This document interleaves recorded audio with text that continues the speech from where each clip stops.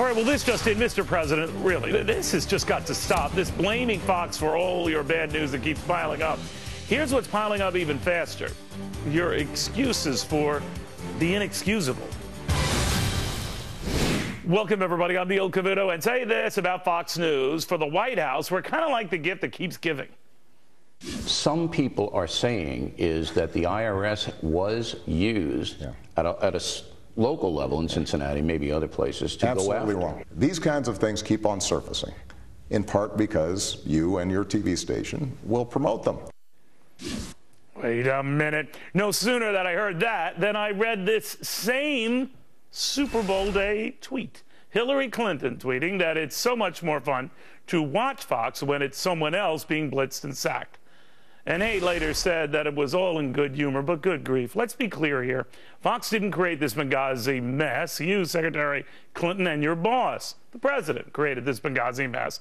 Fox didn't kill 4 brave Americans there. Terrorists did. Fox just said it. You were the ones who took your sweet time admitting it in those exact words. Fox didn't miss the growing rumbles from Libya then. We didn't even know there were any growing rumbles then, but you did. Fox didn't ignore them. You did. Just like Fox didn't force millions of Americans off their health care plans, your health care law did. Fox didn't make company bosses crunch the numbers, then crunch those workers out. Your law did. You did.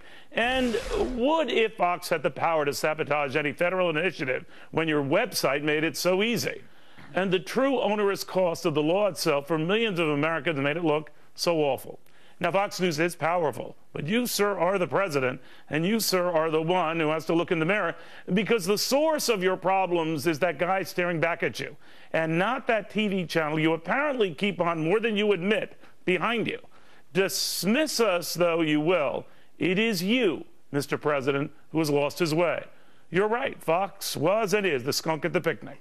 But our only sin? Adding up the cost of your picnic. We were the ones who said if it sounds too good to be true, while you were insisting it all was true. That doesn't make us chumps. You're just upset because it clearly doesn't make us cheerleaders. It is understandable you don't appreciate bad news. Just like it's understandable you dismiss an IRS clearly targeting conservatives as much ado about nothing, more boneheaded than agenda-driven. It is understandable you would prefer we ignore these lapses. But these are your lapses, Mr. President, not ours. Your screw-ups, not ours. Your issues, not ours. Sometimes, Mr. President, the issue isn't the messenger. It is the guy with the message. Your message. Your presidency. Your ball. All right, so what the Fox? Charlie gasping Reno and Brent Bo, what the hell Zell? You see that? Play on these words, because that's what I am, creative. You came so close. You know I did. You know I did. Well, Brent, what do you make of this? And, of course, this is nothing new, but here we go again.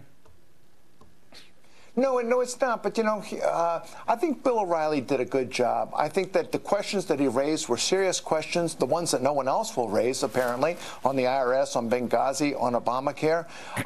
But the president knew what Bill was going to ask, and he dodged it, and he tried to turn it around into an attack on Fox. I wish Bill had come back. I wish Bill had come back with a retort and pinned him on it. In 10 minutes, there's only so much you can do, but I wish he'd not let the president get away with that. Well, for all we know, he didn't. He has extended interview airing. I don't want anyone to leave this show to watch it. You could DVR. We'll get back to you. But, you know, you're limited in the 7 or 8 minutes they give you to that point.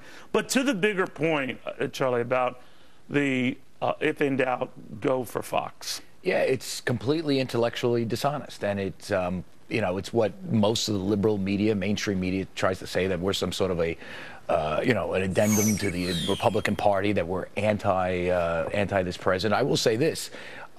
It's stupid in this sense when you go after us, make us this powerful, because we are just one station.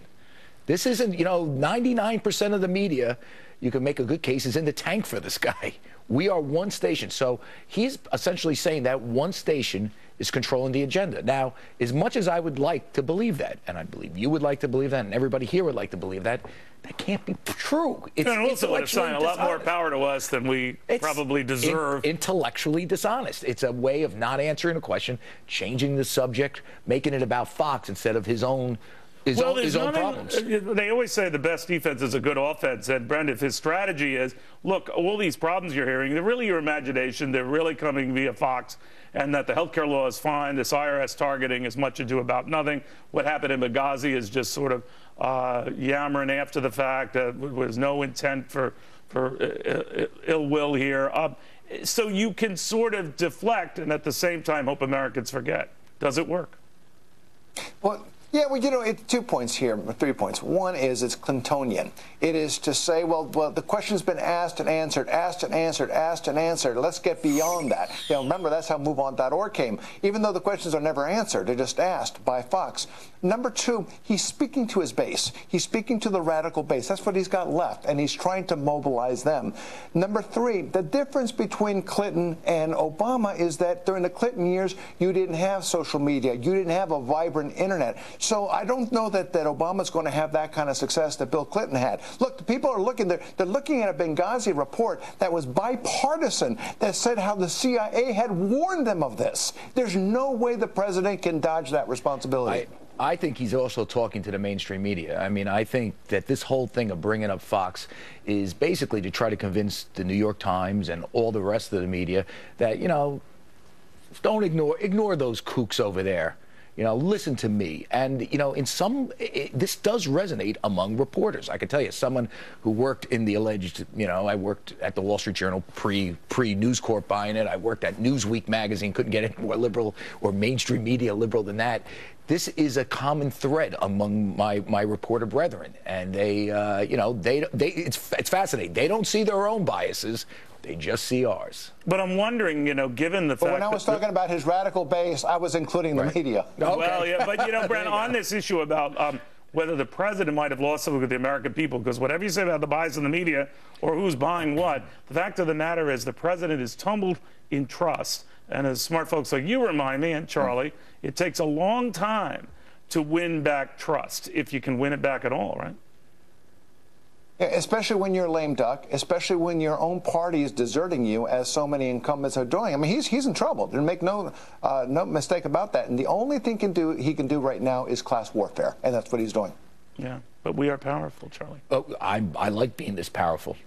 Cuckoo, we are the wolves. Now I got to convince my wife I'm this powerful. Yeah, I know. I come home. Do you know what I did today? I got the president bitching today. Yeah, just take out the guard. All right, guys, thank you very, very much.